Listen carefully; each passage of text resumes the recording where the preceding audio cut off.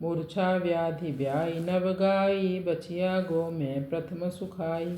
सो चूरण करी दियो सुघाई, नासे व्याधि तुरत सुखदाई। जय गौ माँ जय जय गोपाल। जिन लोगों को मिर्गी का रोग होता है वो नई ब्याई हुई गाय का जो बछिया का पहला गोबर होता है ना, वो ले लें, उसको सुखा लें, उसका चूर्ण बना दें। फिर मिर्गी आने पर उस चूर्ण को नाक में डालें या सूंघा दें, वह ठीक हो जाएगा वो रोगी। प्रसव वेदना गो में लाई, सो रस तुरत देहु पिलाई। सहज पीर बिनु शिशु को जन्मू, जीवन सदा निरत शुभ कर्मू। जब किसी माता को प्रसव वेदना हो, जब बच्चा होने वाला होता है, उससे पहले की जो वेदना होती है, उस समय गौ में लाकर उसका रस पिलाया जाए, उस स्त्री को बच्चे का जन्म सहज रूप से हो जाता है एवं वह बालक जीवन भर शुभ कर्मों से जुड़ा रहेगा। 7 दिवस गोबर करिबासु, तन आच्छादित निकसत श्वासु। प्रतिदिन 2.5 घड़ी मिलितापु, गौ को मंत्र गायत्री जापु। जो व्यक्ति 7 दिन तक 1 घंटे के हिसाब से गोबर के बीच में खड़ा रहे, गर्दन से लेकर पैरों तक, और फिर गायत्री का जाप करे, जो गौ माता का मंत्र है, गाय का मंत्र है जो गायत्री, उसका जाप करना शुरू कर दें। सकल रोग से मूल नसावा, निरुज शरीर कुशल नर पावा। गौ के संग रहे 2 मासा, देख प्रभाव होत 6 नासा।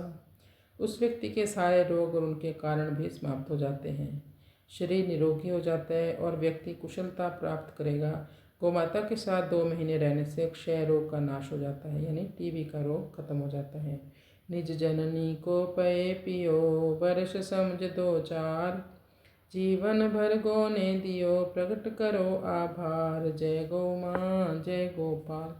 जन्म देने वाली माँ का दूध तो 2-4 साल तक ही पिया जाता है, लेकिन जीवन भर गौ माता का दूध पिया है उसका आभार तो प्रकट करो, उस गौ माँ का आभार तो मानो।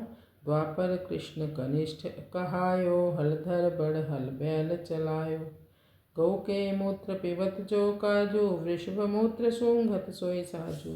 द्वापर युग में भगवान श्री कृष्ण कनिष्ठ कहलाए, बड़े तो हलधर बलराम बतलाए क्योंकि उन्होंने हल और बैल चलाए। गौ के मूत्र पीने से जो कार्य होता है वह तो बैल के मूत्र सूंघने मात्र से हो जाता है। वृषभ कंध हल खेत जुतावे, विषहर खुर घर सकल पिलावे।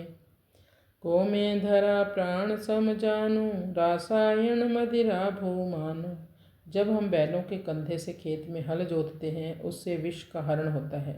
गोबर पृथ्वी के लिए प्राण के समान है एवं रासायनिक खादें पृथ्वी के लिए मदिरा के समान हैं, और आज वो भर भर के डाल रहे हैं सब लोग। गोबर पोषित अन्न जो खाए, भई तृप्ति जन अमृत पाए।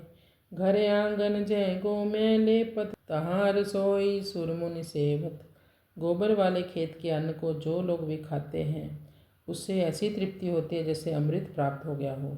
जब गोबर से घर और आंगन का लेपन होता है और भोजन बनता है, तो उस भोजन के लिए देव और मुनि भी तरसते हैं। कीट केचवा गोबर खावा, धरती नमी सदा मिल जावा। जंत्र चलित सब साधन बाड़े, वृषभ कसाई के घर ठाड़े। केंचुआ कीड़ा गोबर को खाता है एवं धरती को नमी पहुंचाता है। जब से ये ट्रैक्टर आए हैं, नई नई मशीनरी आ गई हैं, तब से बैल कसाई घर जाने लगे, बैलों को मंडियों में बेचा जाने लग गया, बैल की कीमत कम हो गई। शीश गंग वृष कंध पर, साजे शिव सुख कंद। धेनु गंग बिनु जीवन, धरनी सोमति मंद। जय गौ माँ जय गोपाल। सिर पर गंगा और वृषभ कंध पर भगवान शंकर सुखदाता सुशोभित हो रहे हैं। गौ और गंगा के बिना जीवन जीने वाला धरती पर मंदमती है।